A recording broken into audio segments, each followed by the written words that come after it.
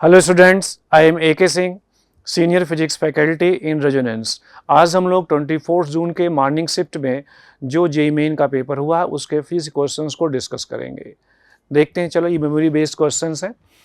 In a medium electric field of any electromagnetic wave is 7 into 10⁻³ volt per metre. If relative permittivity and relative permittibility is 4 and 9 respectively, find magnetic field in the medium. अब इसमें देखो, जो v होता है speed of light in a medium, c/√μr/ε0। तो यहाँ से आ जाएगा c। देखो ये एक 4 है, एक 9 है, 36 रूट लेंगे तो 6 आ जाएगा। अब इलेक्ट्रिक फील्ड और मैग्नेटिक फील्ड का जो रेशियो होता है ये v के बराबर होता है। तो यहाँ से मिला v magnetic field is equal to E/v। यहाँ से आ जाएगा E/c × 6। अब यहाँ E और c की वैल्यू पता है हमें, ये 6 हो गया 7 × 10⁻³ अपॉन 3 × 10⁸। तो यहाँ से आ जाएगा b is equal to 1.4 × 10⁻10। Therefore, answer is fourth one. In the next question, efficiency of Carnot cycle is 25% when temperature of sink is 27 degrees Celsius. Find change in temperature of source if efficiency is increased by 100%. अब Carnot cycle में efficiency का जो formula होता है 1 - T2/T1, ये ईटा के बराबर होता है। अब यहाँ से देखो ये 0.25 इज इक्वल टू 1 - टेम्परेचर जो है 27 डिग्री सेल्सियस, केल्विन कितना हो जाएगा 300 अपॉन T1। तो यहाँ से आ जाएगा T1 is equal to 400। Second step में क्या हुआ कि इसकी एफिशिएंसी 100% इंक्रीज कर जाए, इसका मतलब 0.25 था 100% बढ़ जाए, इसका मतलब 0.5 हो जाए। तो यहाँ पे इसकी वैल्यू सेकंड स्टेप में ये हो जाएगा 0.5 is equal to 1 - T2/T1 dash. तो यहाँ से जो T1 डैश आ गया ये हो गया 600। अब यहाँ से हमें T1 डैश माइनस T1, तो ये 600 - 400 इज इक्वल टू 200। तो 200 केल्विन हमें बढ़ाना पड़ेगा। Therefore, answer is second one. In the next question, a block of mass 10 gram is released from height h is equal to 10 centimeter on a vertical spring as shown in figure. If maximum compression in spring is h/2, then spring constant K of spring is। अब देखो, जैसे मान लो यहाँ से इसके बाद ये h/2 और नीचे तक आ गया, तो अगर हम इसमें ऐसे कहें work done by gravity plus work done by spring is equal to delta K. तो जो वर्क डन बाई ग्रेविटी है ये mg h + h/2 और work done by spring 1/2 k x initial का स्क्वायर माइनस x फाइनल का square, ये हो गया आपका work done by spring is equal to delta K 0। देखो इनिशियली रेस्ट में था, एक्सट्रीम पॉइंट पे भी रेस्ट में होगा, तो डेल्टा के 0 हो गया। तो यहाँ से आप सॉल्व करेंगे तो k की वैल्यू आ जाएगा 12 mg/h। अब इसकी वैल्यू आप पुट कर लेना तो ये 12 आ जाएगा।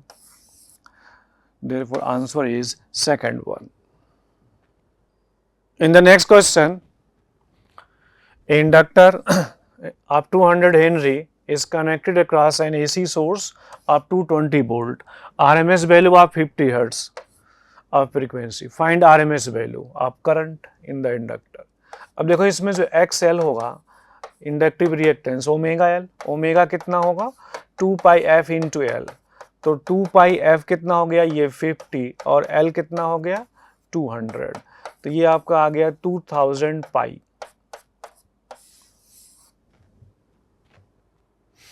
अब हमें निकालना IRMS। तो यहां से देखो जो IRMS हुआ this is equal to VRMS upon XL। इसमें आ जाएगा VRMS अपॉन XL। तो VRMS कितना है इसमें 220 अपॉन ये हो गया 2000 पाई। इसको सिंप्लीफाई करेंगे तो ये 35 मिली एम्पियर के आसपास आ जाएगा। ये एम्पियर में है और ये मिली एम्पियर में। Therefore, answer is third one. In the next question, calculate volumetric stress required to change the volume of a substance by 2%.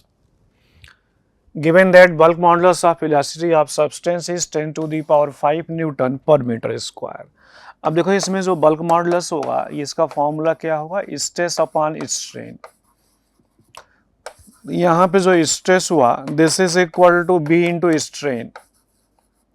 तो बल्क मॉडुलस कितना है, 10⁹, स्ट्रेन कितना है, 2/100, तो 2 इंटू 10⁷ आ जाएगा। Therefore answer is first one. In the next question, stopping potential for electrons when light of wavelength 491 nanometer is incident is 0.41 volt. When the wavelength is changed, the new stopping potential is 1.02 volt. Find the new wavelength. अब देखो इसमें जो formula होता है K max is equal to E minus W. तो इसमें first case में जो काइनेटिक एनर्जी होगा ये E into V one, V one is stopping potential, ये आ जाएगा energy of photon hc by λ1 minus W. Second case में इसकी वैल्यू जो है, जब λ2 वेवलेंथ है तो इसकी जो K मैक्स होगा E इंटू वी टू हो गया, और ये hc अपॉन λ2 माइनस डब्ल्यू। अब देखो इसको सब्ट्रैक्ट कर दो। अब अगर इसको हम सब्ट्रैक्ट कर देंगे इसमें, तो यहाँ से मिला E into V one minus V two is equal to hc 1/λ minus 1/λ। अब इसमें जो है ये वैल्यूज गिवन है, V1 कितना दिया हुआ है, V1 पहले था इसमें 0.41 और V2 कितना है 1.02, λ1 कितना दिया हुआ 491 नैनोमीटर। तो इसको सॉल्व करेंगे, इन तीनों वैल्यूज को इसमें पुट करेंगे, तो सॉल्व करने के बाद लैम्डा आ जाएगा 390 nanometre. Therefore answer is first one. In the next question, if at the center of circular current carrying coil magnetic field is B naught, then the magnetic field at distance r/2 from the center of the axis of the coil.